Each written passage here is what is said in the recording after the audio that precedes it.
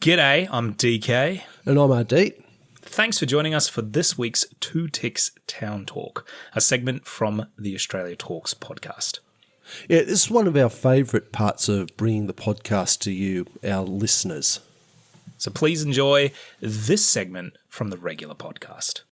I've been everywhere, man. I've been everywhere, man. Across the desert, fair man. I've breathed the mountain air, man. I've travelled, I've had my share, man. I've been everywhere. This week we're going back up north to Tennant Creek in the Northern Territory. So we last visited that in July 2023. So I'll leave a link in the show notes if you want to go back to that episode. Bit of a recap on the town before I launch into what caught my eye this second time. Tennant Creek, it's a outback town in Northern Territory, roughly halfway between Alice Springs and Darwin on the Stuart Highway. So it's about 1,000 k's, 600 odd miles from Darwin.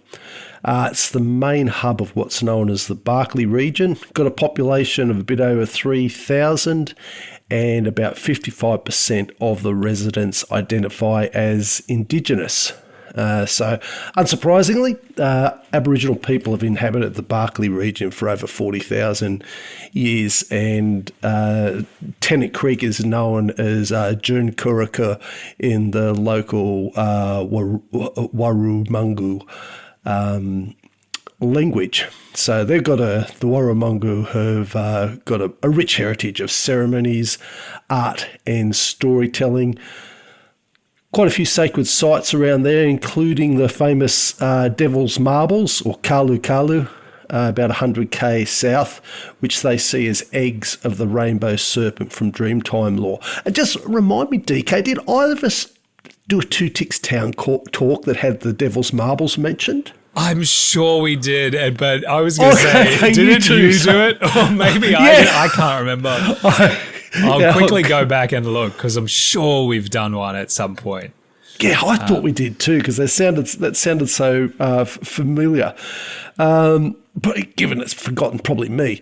But anyway, so that's one of the things there. A local sacred site. Unsurprisingly, history includes tough periods of displacement, putting on reserves, assimilation policies, and land battles. But there has been a strong resurgence through land rights. There's a whole lot of land claims handed back in 1990s. And there's also a cultural centre like Niinkaka Nyunyu, which showcases the Warrumungu stories and art. European contact ramped up in the 1860s when the explorer John McDougall Stewart passed through and named the creek after his sponsor, John Tennant. Once the overland telegraph line was constructed in the 1870s, that's when the real boom started. And of course, surprise, surprise, the town itself exploded during one of Australia's last major gold rushes in the 1930s, where there was a discovery in the nearby hills, and there's a local bloke. He was actually a local Indigenous bloke, Frank Japula. He played a key role because he showed some gold to a telegraph operator in 1932, and that kicked off the rush. So it was officially gazetted in 1934 and proclaimed in 1954. And there's a whole lot of gold, a whole lot of mining goes on around there. Gold, copper, silver, tin, mica, wolfram, been central to that ever since, alongside pastoralism.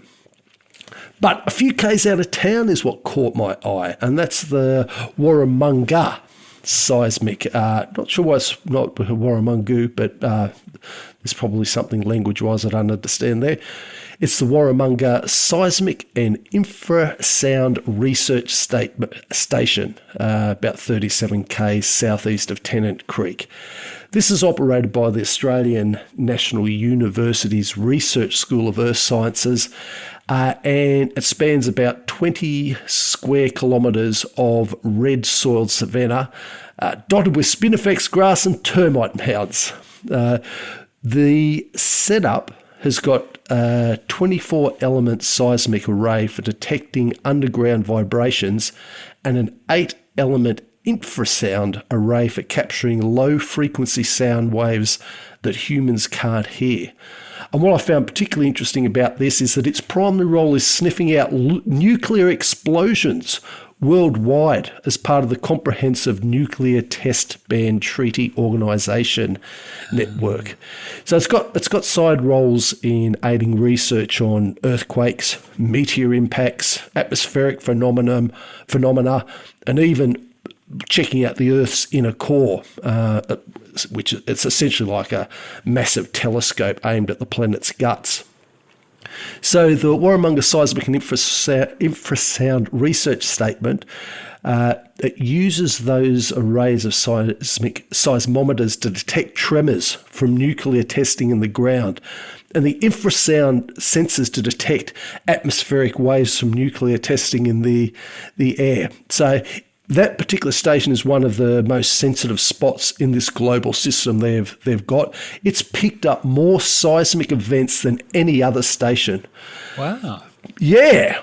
Now, it's got the advantage that it's an isolated station. It's in a very geologically stable area, and it's far from the coast and human noise. So it's ideal for that. But yeah, it's got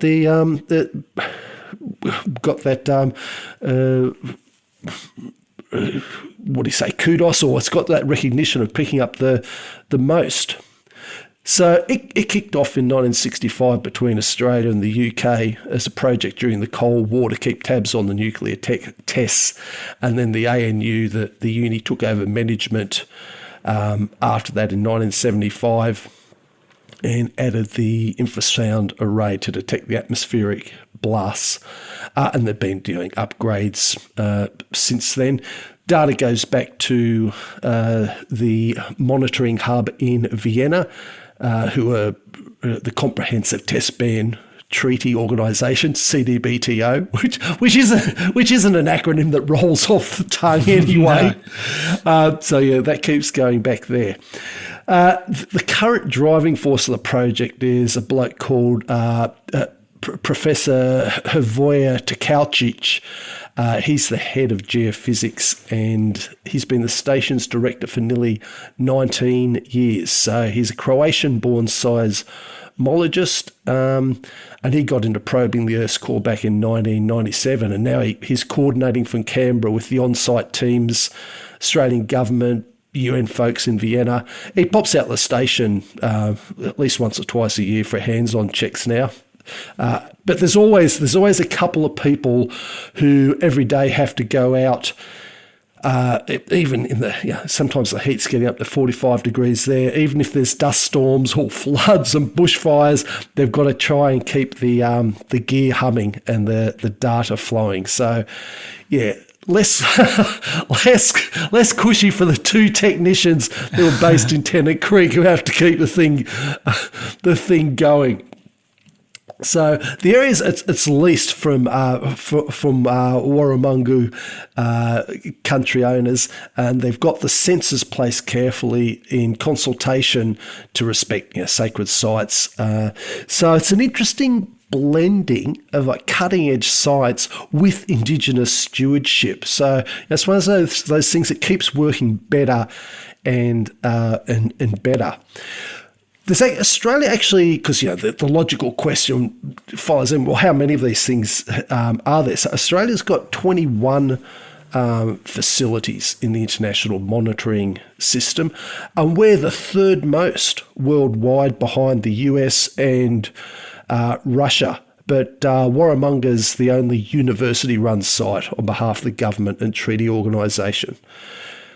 So, look, Australia's got a whole lot due to geography, strategic positioning, and a historical and political commitment to the Comprehensive Nuclear Test Ban Treaty. Australian government's been on that since the very beginning.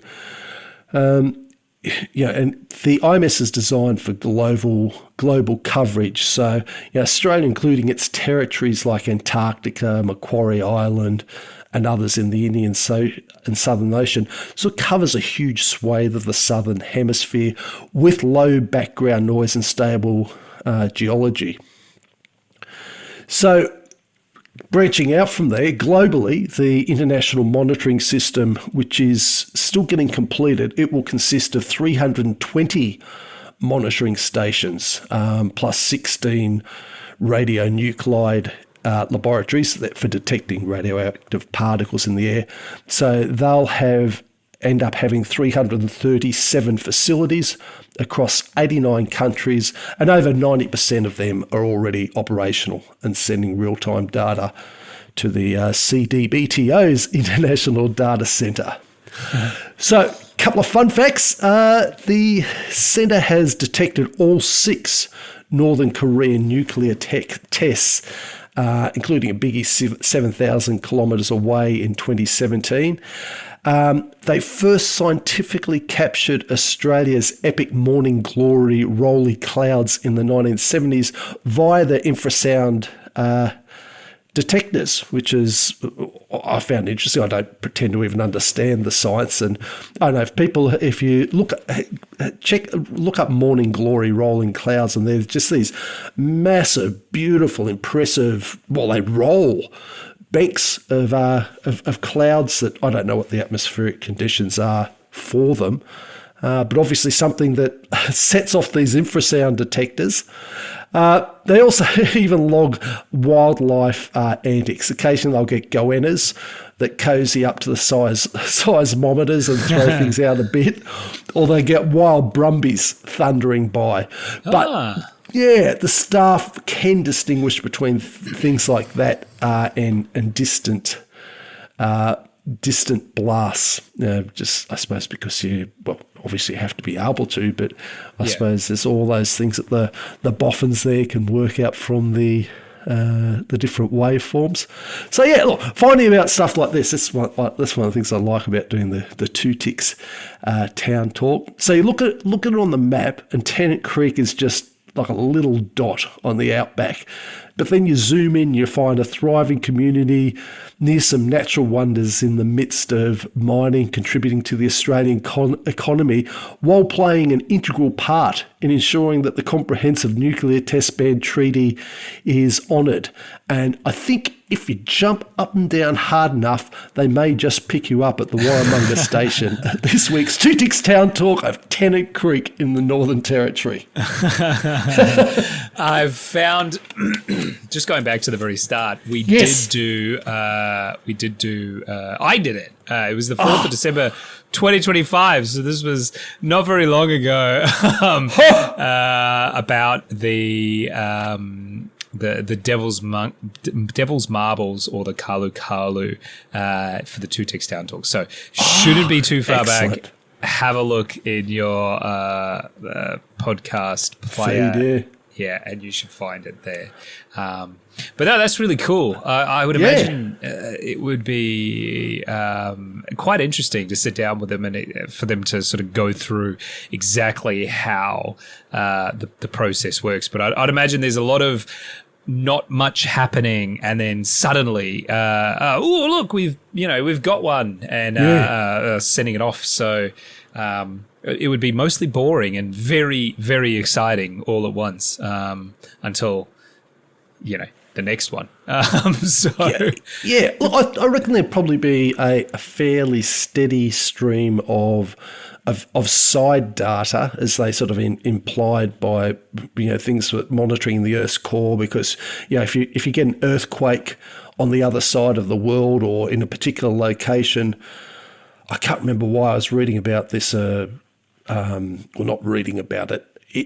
Incidentally reading about it a couple of months ago. There's all these things where if you know how big the earthquake is, where it was, and it tells you what type of waves, and things like this station can pick it up, and depending on how it diffracts and changes, that give you a little bit of an insight into how the Earth's core is diffracting and changing. That all that sort of high end stuff. So I imagine there'd be a reasonable flow of that going through as well. Yeah, no, you're right. Yeah. I think it would be really interesting to sort of sit down and pick their brain a little bit and go through that process. But very interesting. Yeah, so there you go. Not what I expected to hear up there, but as soon as I heard about it, I thought, oh, now it's explained to me. That makes sense. Yeah.